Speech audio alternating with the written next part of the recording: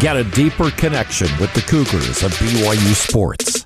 God gives us a gift, and we use that gift until he takes it away. Deep Blue. Just sitting down afterward and being really tired and thinking like, wow, I just won the U.S. championship.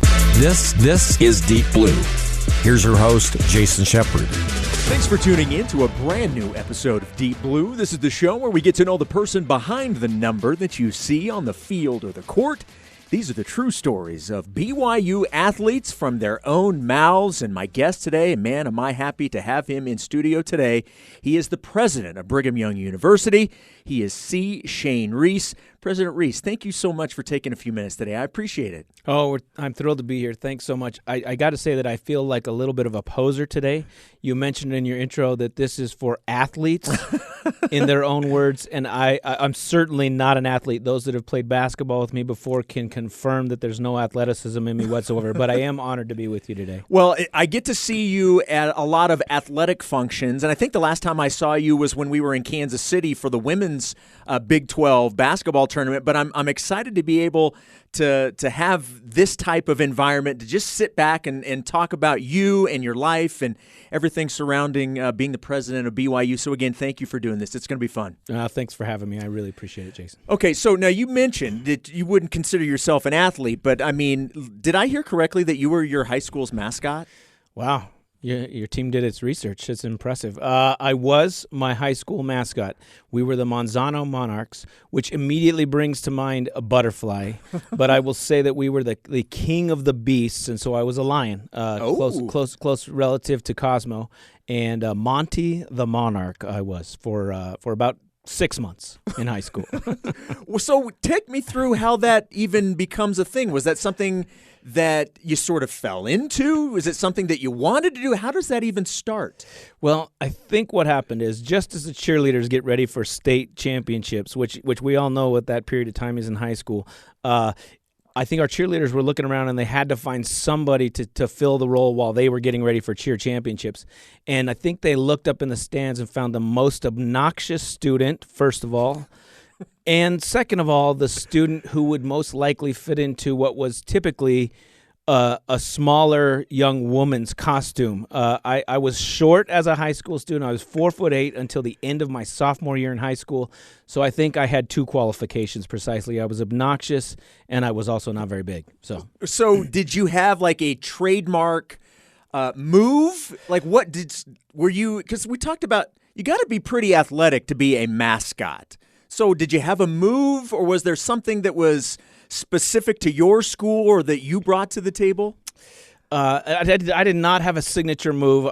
I'm pretty sure that if I were to try out for Cosmo, in fact, I was with a few people the other day, and I noticed there was Cosmo tryouts on campus, and I proposed myself as maybe a candidate. There was not even a single person in the group I was talking to who took me seriously. So I clearly was not cut out for this role. I did not have a signature move.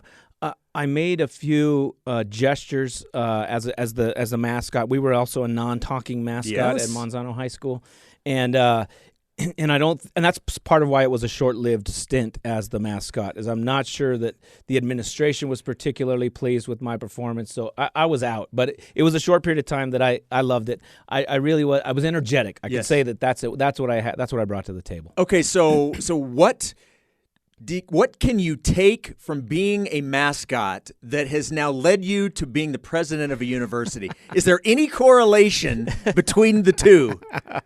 That's a great question. Well, here's what I'll say.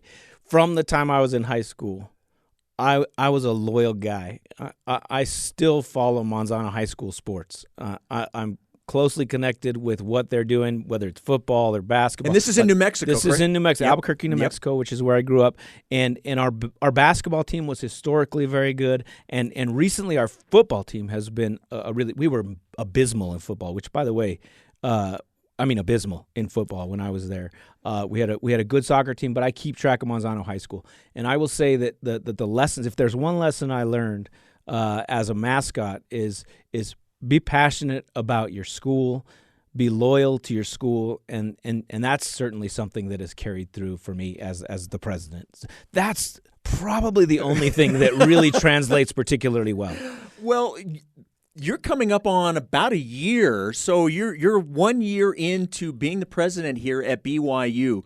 What has the last year been like for you? Man, it has been a whirlwind. It really has. It's been both exciting and thrilling, all the things you could imagine. I have had literally in the last week 2 different people who I've known for a long time. One said, you have the best job on the planet. And I had another longtime friend say, you have the worst job on the planet. and I think that in some ways that's true. For me, it's just the best job. It really is. It's a ton of time. And one of the things that's been remarkable is it's given me more opportunities to be with my wife. She is on campus nearly 30 hours a week, in her role as just being my partner and my partner in crime in all that we do at the university. And that part has been remarkable, is that we get to share that time together. And she is every bit as involved and passionate about BYU, its mission, its students, as I am. And so it's been a whirlwind. It's been amazing. I have so much to learn. The longer I sit in that chair, the more I realize I don't know about being president of a major university. And so I feel like it's something new to learn every single day, but I love that aspect of it. What does a typical day look like for you? And maybe the answer is there is nothing typical about my days, but what does an average day look like for you from start to finish? Yeah, it's a great question. And I get asked this question fairly often, and the truth is there are no typical days. The days are so different from one to the other, and even from week to week, there is just such a variety of different things. So one of the things to note, and this is probably better that I get this out early in this podcast, is that when you ask a statistician a question, they're more likely to answer the question they want to answer rather than the one you actually asked. And so for me, what I would rather say is what is a favorite day, or what does a great day look like in the life of a president of BYU? And I will say that any day that involves a ton of interaction with our students is a great day. I think that it is. I love being with our students. I see how incredible they are, their gifts and their talents. And the truth is, for most of them, they're way more gifted and way more talented than they even realize. And so they need to have somebody look at them and say, I see this in you. I see what you have to offer.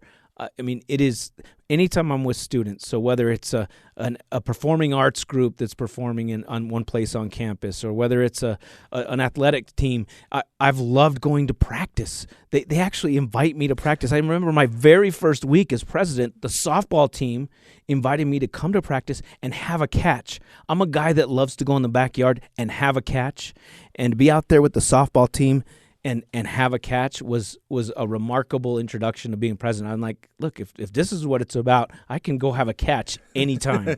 It was a great time. So it's whether it's at practice or watching them perform on stage or on the field, whether it's watching them compete or have illustrate. We just got back from one of the student events where they showed all the research that they were doing, and I heard all of the amazing things they were doing with their research.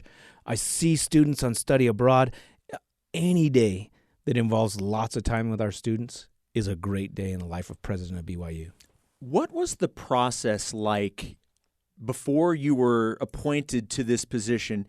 Can you give everybody an idea? And I'm curious myself, what goes into that process of becoming the president at BYU? I mean, it's going to be very involved at any university, but at BYU, there's a religious aspect to it that a lot of other universities don't have to go through. So what was that process like when you think back to over a year ago now? Yeah, it's a great question, and it's an interesting process. The first thing to note is that at BYU, you don't apply for the job. It is a job that you're invited to accept.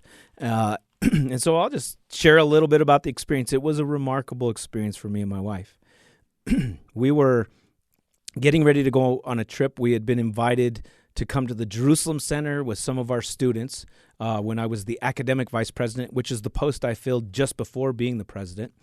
And we were slated to go on this trip to Jerusalem with the students, which, by the way, the Jerusalem Center, that's a gem. I hope there was some way, I wish there was some way to have every student have that experience, because it is that remarkable.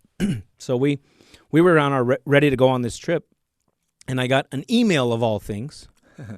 The email said, we were just wondering if you and your wife could come and meet with some senior leaders in the church. And senior leaders was a big, important group of senior leaders. And this email came from the leadership of the church, or from the president of BYU? It came from an assistant to the senior leaders of the church. Okay. And I remember thinking to my wife, we were discussing this email, and she said, she the first thing she said to me is, "Oh no, we're in trouble," and I just didn't know what it was. Lots of things went through our minds. You meet with senior leadership, and it involves lots of different things. But so we were going through in our minds, and the date was the day after we arrived in Jerusalem.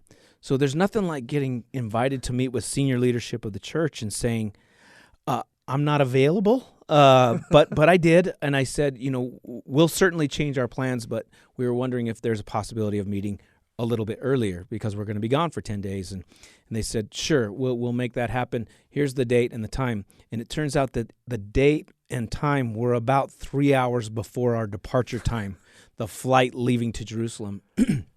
And so we went to this interview, and we met with senior leadership of the church. And they said it was a sweet experience. At some point, I'll be able to share that story in great detail, but I'll just say that it was sweet and it was sacred, and for Wendy and I, maybe one of the most incredible and spiritual experiences we've ever had, sitting there with the senior leadership of the church. And they said, we would like to invite you and your wife to be the president of BYU. And that was a kind of a jaw-dropping moment for me. My wife later told me that she'd had some impressions leading up to it before we got there, but she didn't want to articulate them because she was worried about that actually happening. But it was a jaw-dropping moment and a shock for us. And so you can imagine that our best laid plans to sleep all the way to Jerusalem on our flight were completely undermined, and we didn't get any sleep most of the time we were gone. And then, leading up to Elder Holland's announcement, now President Holland's announcement at that devotional, it was a remarkable thing for us, and something candidly, I think people imagine what their future might hold. For a first generation college student who really had no plans to go into an academic environment for work, this was nowhere even close to on my radar. And so I think that was why it was both humbling and felt like an incredible honor and opportunity that we never could have imagined for ourselves. I think that's interesting, and obviously being around BYU, I'm aware that you are appointed. It's not something that you apply for. But what I didn't realize was that I guess I sort of assumed that maybe those that are in line for positions like that at least maybe know they're in line, or that you have some sort of inkling that this is one day could be a possibility. The fact that it came out of the blue. How do you handle something like that? And you talked about the spiritual side of it, and obviously without getting into specifics, from a spiritual standpoint, how much did that strengthen your testimony? Oh, well, it strengthened my testimony of God being able to use weak things to accomplish what He needs to accomplish, for sure. The only thing I could say is revelation has to be involved with this process. Because if you were to script out who would be an ideal candidate for the president of this incredible university that has amazing sponsorship by the Church of Jesus Christ of Latter-day Saints, you would not script out Shane Reese. There's no way. So look, I've got so much to learn about being a president of a university, but I'm so blessed to have my wife right by my side. She's amazing. And then to have the support of the Board of Trustees. I don't think we get the opportunity to talk about that in enough detail about what a blessing that is and how supportive and kind and nurturing and mentoring our Board of Trustees is with the presidents of the university, especially as we set out on our path after first being appointed. I'm also, just so grateful for our commissioner, Elder Gilbert. He's been the president of other institutions, of Pathways and BYU Idaho, and has a tremendous academic pedigree. And to have him be a huge support as I make this transition. I mean, the good news is, despite appointing somebody who you wouldn't script as a likely candidate, I've got amazing support and people around me who they're just not going to let me fail. So I think it's also a great life lesson that we can all take. And quite frankly, it's probably something that we've all experienced ourselves where regardless of the situation, there are opportunities that present themselves that at the time we just don't feel we're worthy of. How in the world am I going to be able to do this? You feel very inadequate, but you put your faith in the Lord that He's got the right plan for you because He obviously knows where this is going. And I'm imagining, even in this job being a year, the experiences you've had, thinking back on the possibility of not having those experiences, it's probably pretty crazy to think about. Yeah, amen to that, Jason. It absolutely is one of those things that you look and you realize that we talk all the time about no coincidences and divine design. And to me, I've seen that in so many ways this first year. I just am blown away by the experiences that we've had together. And candidly, just reflecting on it, we just got back from the investiture of the new Utah State president, Betsy Cantwell, and she's great. But one of the things that was so unique about our inauguration here at BYU is that when Elder Christofferson gave me the charge and formally announced me as the 14th president of Brigham Young University, you wonder at that moment, how am I going to do this? Am I going to be able to succeed? Are the campus community going to be receptive and warm up? And at that moment, our students stood up and applauded. And I got to tell you that was one of those moments that I will never forget as long as I live. Not because they were applauding, but because I had this incredible sense of peace come over me, that this was going to be all right, and that candidly, I don't know all the reasons why, but I had this strong sense that this was the Lord's will for this university at this time. And to have the students acknowledge that, I thought, okay, we're going to be all right. We're going to be all right. When we return, we'll talk to President Reese about his involvement in BYU athletics. You're listening to the Deep Blue Podcast.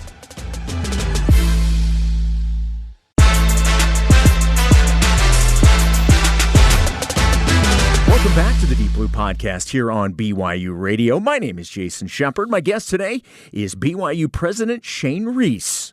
You have had the pleasure to oversee quite a bit of change here at BYU.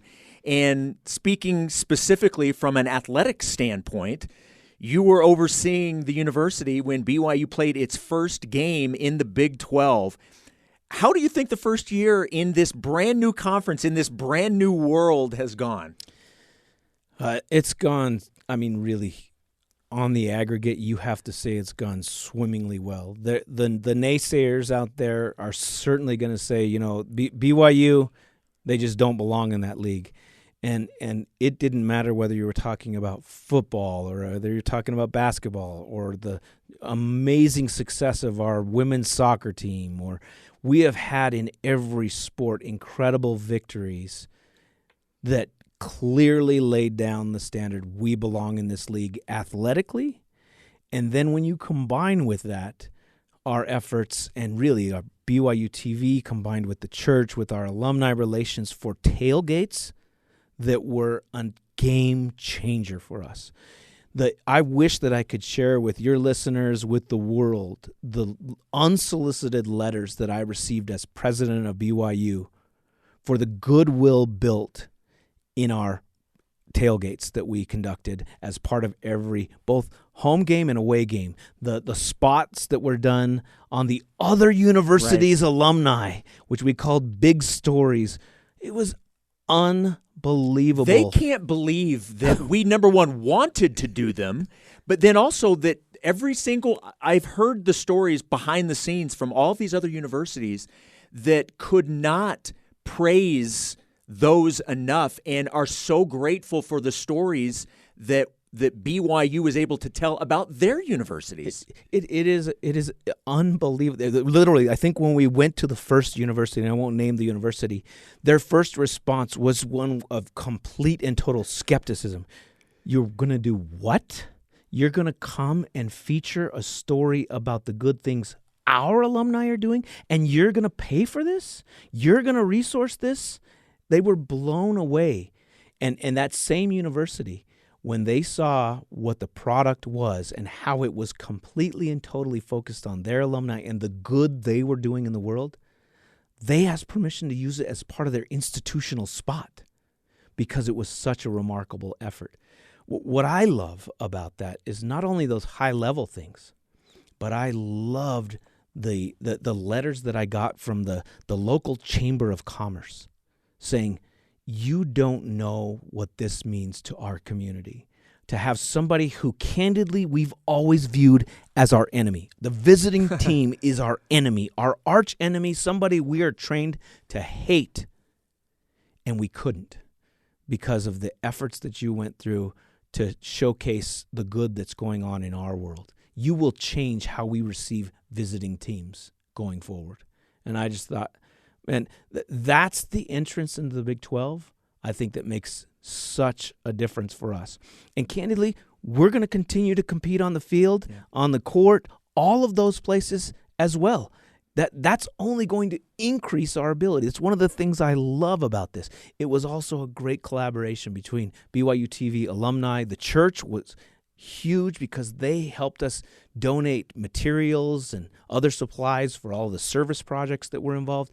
It was an amazing thing. It's like maybe the highlight of my first year as president is seeing the goodwill that was created by people deciding to gather together for a game. BYU is a unique institution, and we are proud of that. That's something that we take pride in. How do you balance the spiritual with the business side of things, with the athletics side of things? How do you balance all of that? Because it's all a part of what BYU puts out to the world, and you want to make sure that people see the good that's BYU's doing, but there's so many different parts. So how do you balance that? Yeah, it is a great question. How do you balance the academic success that we hope all of our students have, the athletic competitiveness that we hope all of our student athletes have on the field or the pitch or the court, with our spiritual mission? And probably the best way I can think about this, Jason, I love what President Oaks said in a devotional. He said, I used to think about how do you balance law with love? And he said, I've now realized that that's a faulty way of thinking. I think what you've got to be thinking about is how to live both of those things more fully. Balance implies that you got to give and take, that it's kind of a zero-sum game. And that's actually my view on this, is that instead of us having to succumb to false dichotomies of having to choose to be excellent in some of these more secular aspects of the university and our spiritual mission, I think we got to be looking for ways to live both more fully. I don't think we're going to be successful in spite of our spiritual mission. I think we're going to be more successful just precisely because of our spiritual mission. So that's the hope, the aspiration, the sort of vision I hope to communicate to our students, to our employees, to our alumni worldwide, is we don't have to make that choice. It's a false choice. Yeah. We're going to look for ways to do both of those things more fully. BYU athletics, to a lot of people outside of the state of Utah and certainly throughout the world, the only thing they know about BYU is BYU football, BYU basketball, the athletic program. How involved do you get with BYU athletics? So it's a great question, and boy, one of the things I would say about what I love about being the president of BYU, why to me it's the best job on the planet, is I get to be with our students more often. As the academic vice president, I pretty much spent my time with faculty and with other administrators, but I get to be with students more. That means I also get to be with student athletes more, and so I'm pretty involved with our athletic teams. I'll show up at their practices as long as their coaches are welcoming of me being there. I'll show up at practices. I like them to know that I'm invested in what they're trying to do as much as I am invested in all the other things trying to happen on campus, in part because I want them to feel that being good at both of those things is possible, and I try to communicate that whenever possible. So I'll go to practices. I go to as many games as possible. I can't tell you how many games we went to during this first year. We tried to go to every men's and women's basketball game. We tried to go to all of the soccer games. We made it to almost all the soccer games. I tried to go to a swim meet. I try to get to every single event. I would go to every single football game, every single basketball game. That's been a high priority for us. And really not at the expense of all of the other things. We've been trying to hit them all.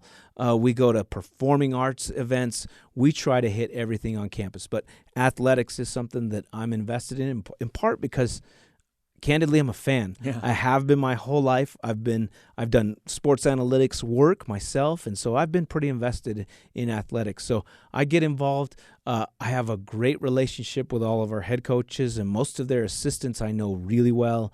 I feel it's important for all within our campus community.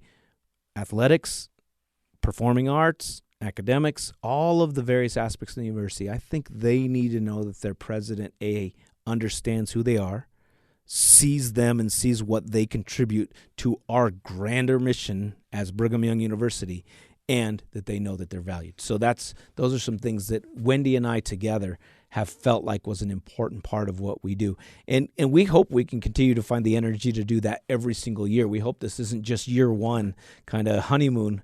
We want it to be every year for us. And we're going to continue to invest as heavily as we can in those endeavors. But athletics is clearly one of those areas where I invest myself. You mentioned head coaches. How involved are you in things like head coach hirings, things like that? How involved do you get with that? Well, I haven't actually encountered that much. We just recently hired a head men's basketball coach, and I found out that I was really heavily involved with that. Whether it be I interview, and one of the things that I don't think is always known is that I interview about 50% of our faculty candidates. So that's about 120 interviews a year for our faculty candidates. I interview every single one of our academic and non-academic senior leadership.